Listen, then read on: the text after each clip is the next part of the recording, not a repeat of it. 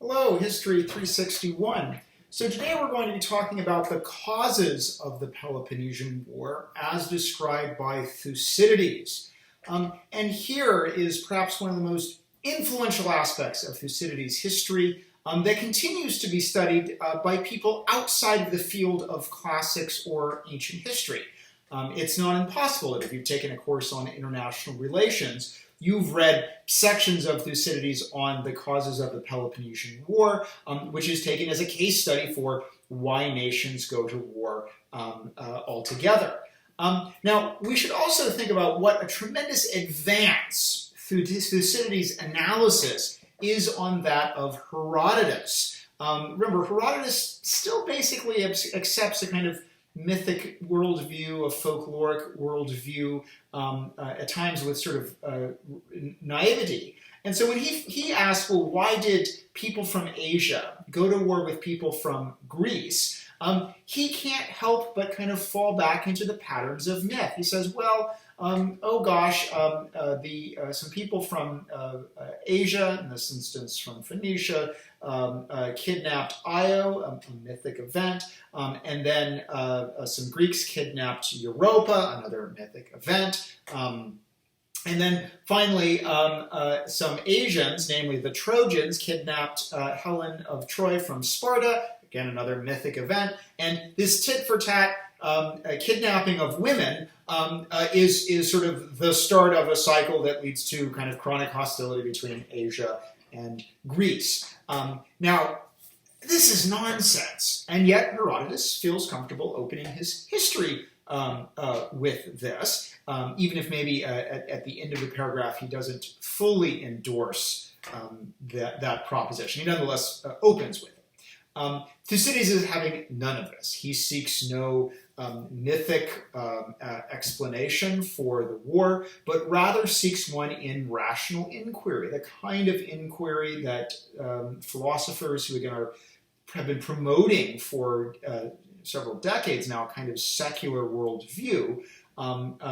This is the kind of inquiry that philosophers tend to engage in. Indeed, a kind of inquiry Herodotus doesn't like. Herodotus, the only people in Herodotus who really engage in philosophical inquiry are, surprise, the Persians. Maybe Herodotus' way of saying, I don't really like those philosophers. Now, Thucydides examines the war again in a very secular, rationalist way, and he is trying to explain why in 431 Sparta and its allies in the Peloponnesian League, and the Peloponnesian League is not a Spartan empire, it is a coalition of Peloponnesian city-states. Some of these city-states are indeed probably basically subject to Spartan power, but many of them are quite independent, like Corinth. They do acknowledge Sparta's military leadership. So anyway, in 431, the Peloponnesian League decides to declare war on Athens, and Thucydides is trying to explain, well, how did this happen? Now, for Thucydides, there are four major complaints, four atii, and these are sort of the immediate provocations that lead up to the war.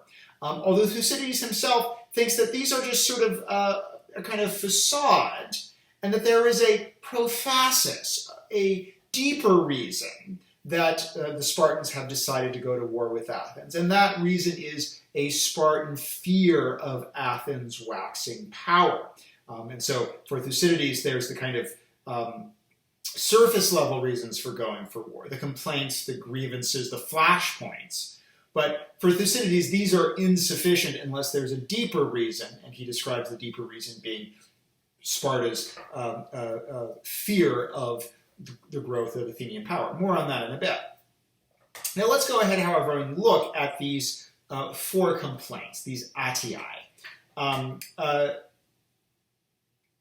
Two of the most important ones, in fact really almost three of them, involve Corinth. And indeed, it's not unfair to say that as we saw in the First Peloponnesian War, where we have a conflict between Athens and Corinth, and then Sparta kind of gets drawn in as an ally of Corinth, you might say that happens again with the big Peloponnesian War, the Thucydidean Peloponnesian War, with Corinth getting into a conflict with Athens that really starts in 433, and then that conflict expanding when Sparta and the Peloponnesian League agree to support Corinth against Athens.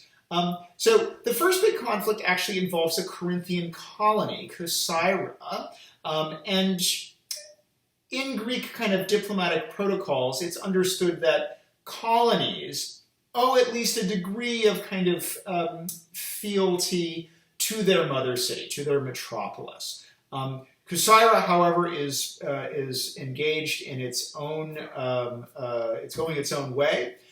This leads to an armed conflict between Corinth and Corcyra, and the Athenians send a small fleet to side with the Corcyrans. And this fleet engages the Corinthian fleet and wins a modest victory. So already by 443, in this, again, kind of, it's kind of a proxy. The Athenians are not necessarily engaging the Corinthians directly, but they're sending a fleet to support the Corcyrans, who are engaging the Corinthians. And there are Athenian ships fighting with Corinthian ships. And this, for Thucydides, is again the first kind of grievance. Even if Athens is diplomatically fighting Corinth indirectly as an ally of Corcyra. Now, that said, in 432, Athens gets into a conflict with Potidaea. Potidaea is up in the northern Aegean. It's a really key strategic point in the Chalcidic Peninsula. And Potidaea has been part of the Delian League, so it's been part of the Athenian Empire. But Potidaea is a colony of Corinth, and it says we're a good colony of Corinth, we want to leave the Delian League, and we're asking Corinth for help. Now, note that Corinth, on one hand, is trying to fight one of its recalcitrant colonies, and Athens is siding with that colony. And then, on the other side of the Aegean, we have Corinth is supporting one of its colonies that Athens sees as a rebellious member of its empire. So, you might say that this is sort of an example of this is all a matter of convenience, whether or not you like you support your colonies or not. There is no sort of great ideological aspect to this. But Potidaea calls for Corinthian assistance. In 432, a relatively large Athenian besieging force of at least 1,600 hoplites lands around Potidaea. There are hoplite battles, not just between Athenian and Potidaean forces, but between Athenian and Corinthian forces, as the Corinthians have sent reinforcements to try to help their colony. And so this is our second big flashpoint. Again, we actually have violence between Athenian and Corinthian troops and battles, even if, again, the main war is between Athens and Potidaea. Potidaea will eventually fall after the war begins.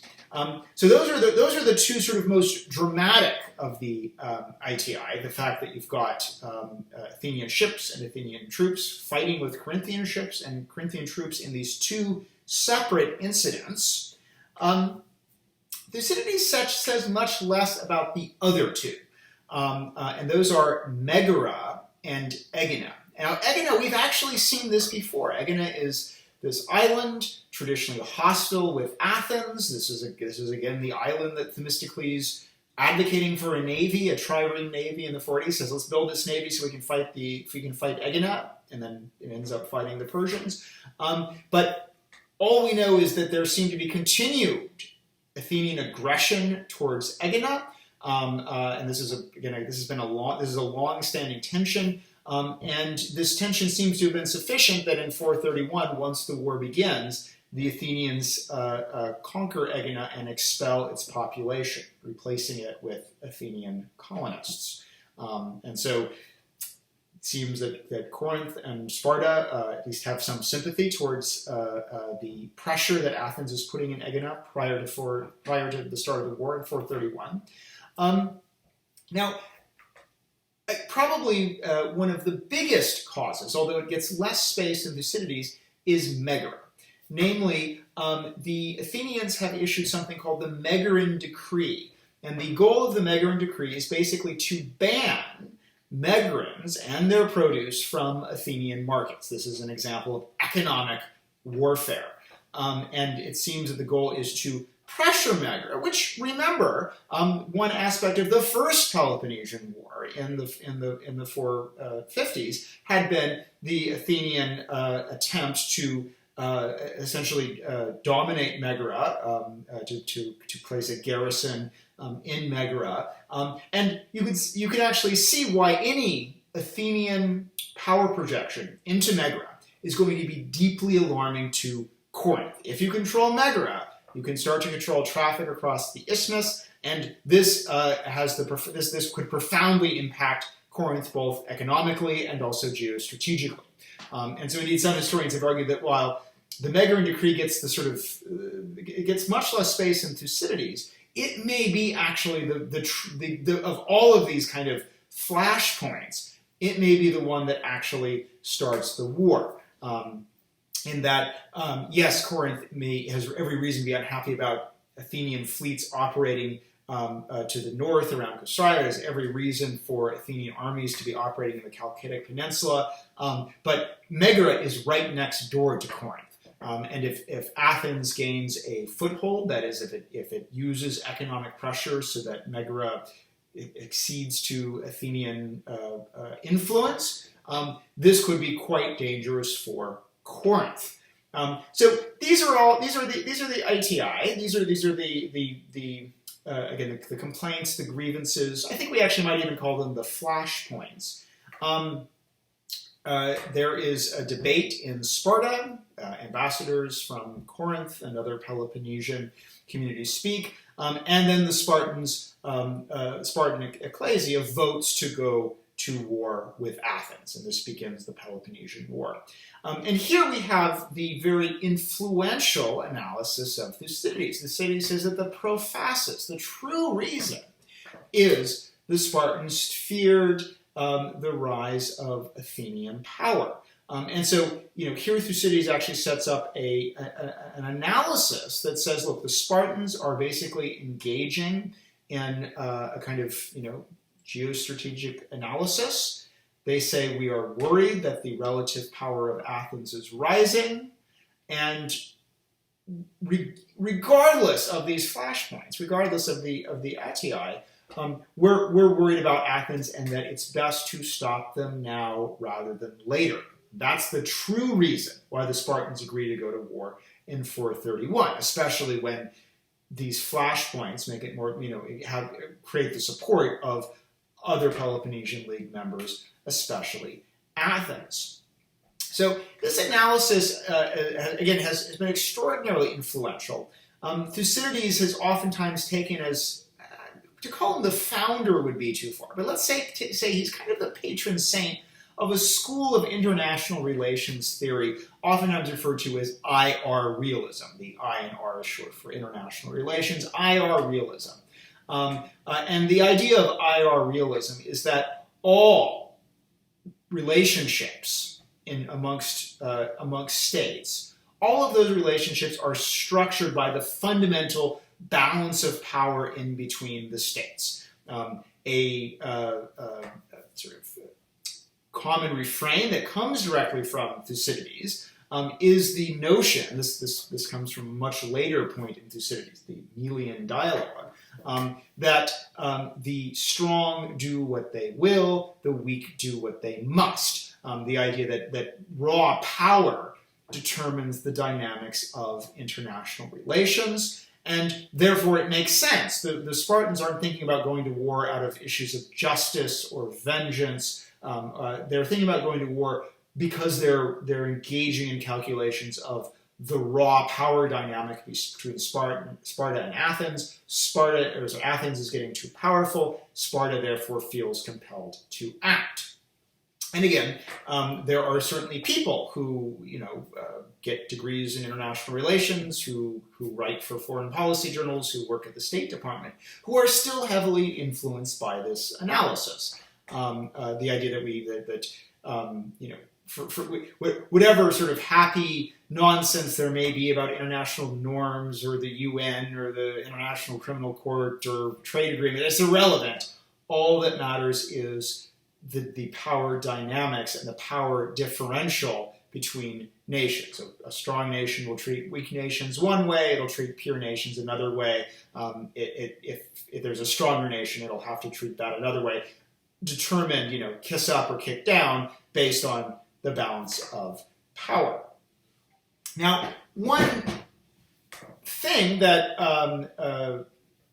people who work on international relations, and here I'm taking from the modern theory, do talk about a phenomenon called a power transition crisis. And a power transition crisis, for modern IR specialists, is essentially the idea that if there is a moment when there is a sudden and relative shift in those power dynamics, so if the great power of a certain moment all of a sudden finds that another power is rising, maybe while it's declining, this creates the crisis. There's a power transition. And modern IR theory, drawing on matters including the start of the Pelopennesian War, says a power transition crisis is rife for warfare.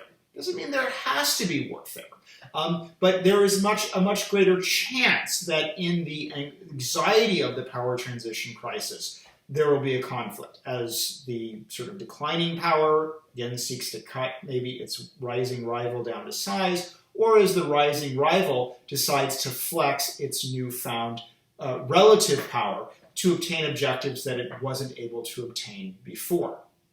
Now, maybe the classic example of a power transition crisis in the 20th century would be Britain and Germany prior to World War I, which in this instance, Britain is the established power.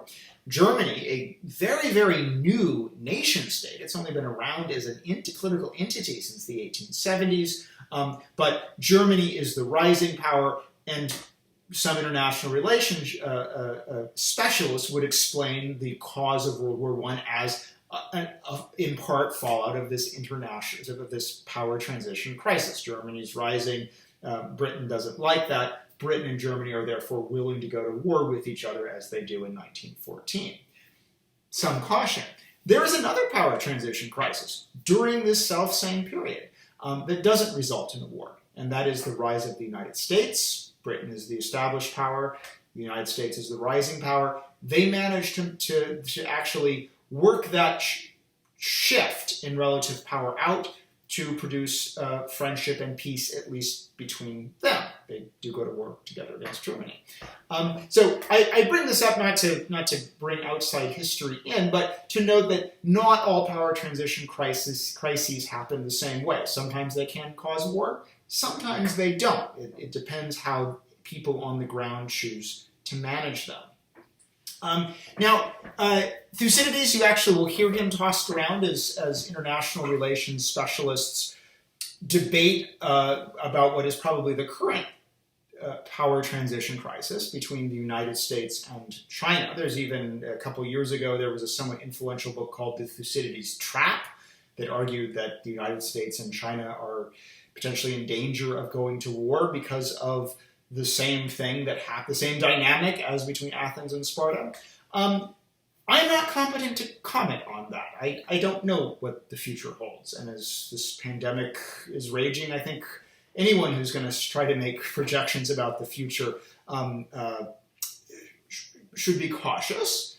I don't even know if there is a power transition crisis, what it will look like between the US and China. But I think it's then worth going, let's in light of how Thucydides is being mobilized, let's actually go back and consider what's going on in the 430s.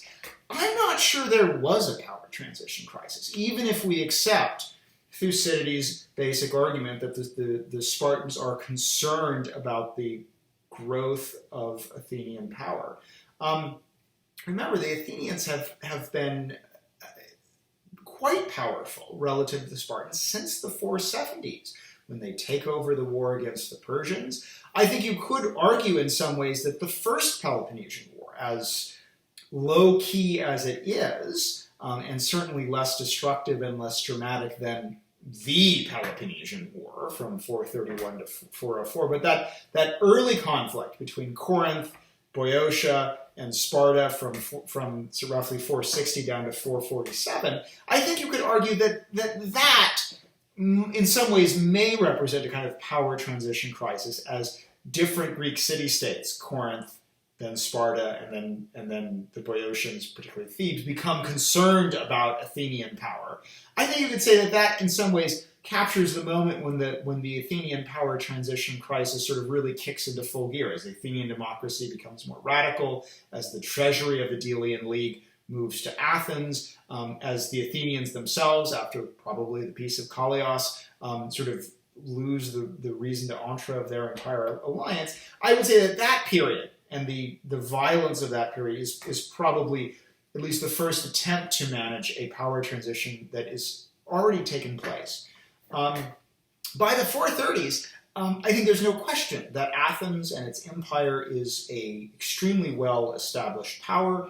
I don't think the Spartans simply wake up and say, oh my gosh, these Athenians, they used to be nothing and now they're so powerful, we better stop them. The Spartans have clearly known for generations that Athens is a power to be reckoned with. It is possible, if you want to sort of argue that there is still kind of second generation power transition crisis, that the First Peloponnesian War had to a degree cut the Athenians down to size. It may have been less, the Boeotians had thrown off Athenian control. The Spartans had managed to win a battle or two against the Athenians. The events of Egypt, when the Egyptians when the Persians crush the Athenian fleet in 454. That right there, you might say, had sort of cut the Athenians down to size. This allowed the Spartans to feel secure that they could offer a 30-year peace, and that the Spartans are ready to re-engage in 431, in part because while the Athenians had been cut down to size, their power is now returning as they are economically, demographically, navally flourishing again.